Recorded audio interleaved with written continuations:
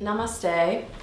I'm Angela Quinn, and I'm going to be teaching a brief tutorial on how to practice Pincha Mayurasana, which is forearm stand or feathered peacock pose, which is a pretty advanced posture. I guess it toes the line between an intermediate and advanced posture. So there's one prop that we can use for this posture. So we can grab a block, so that's all we'll need. And also the block is not imperative, so if you don't have a block at home, you can grab a book or you can do it without the block as well. So again, having a block is a nice way to do the form, but if you don't have a block, we can use, again, a book or without the block.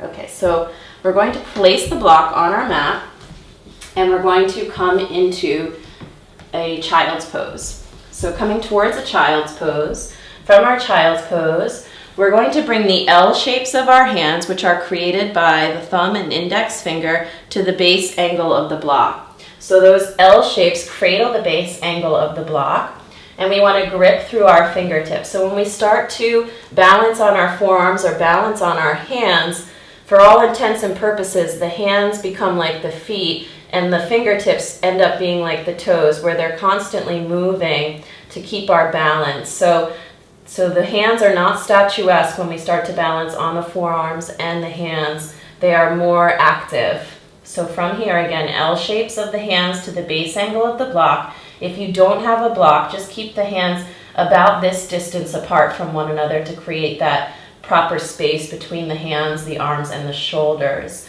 From here, I like to flip the tops of my forearms down to the ground and then spread the flesh to the outer edge of the mat and then flip the hands back down. That gives us just a little bit of more grounded surface area on the mat. Grip through the fingertips, press through those fingertips, press through the elbows. We'll lift through the shoulders, lift through the chest, lift the torso. From here, we'll tuck our toes, lift our knees, and lift our hips. We want to keep our gaze in between our forearms.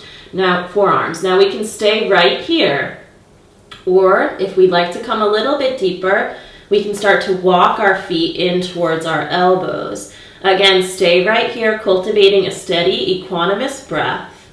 If we feel like we have deeper space to explore, we can see about lifting one leg up.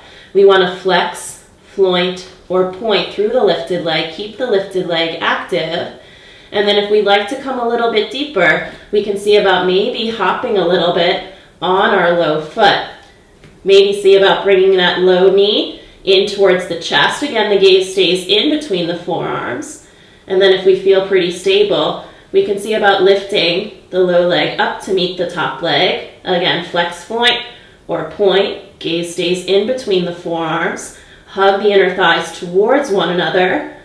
And then when we're ready to come out, one leg at a time, we make our way out of the form, and we can take a pause in child's pose. And then we want to try the second side. So again, L shapes of the hands to the base angle of the block, forearms come down.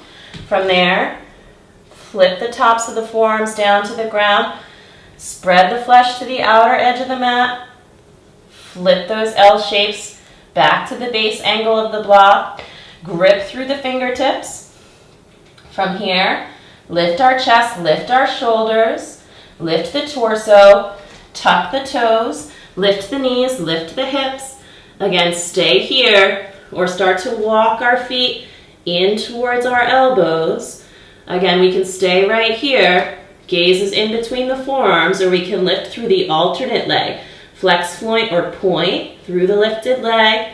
And then if it feels right, we can start to hop on that low foot. Eventually, the low knee comes in towards the chest.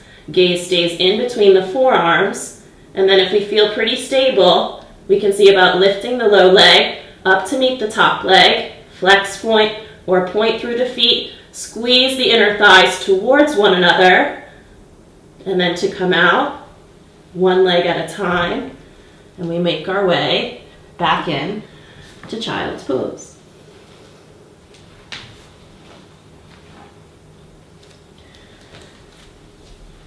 So again, this is Pincha Mayurasana, forearm stand.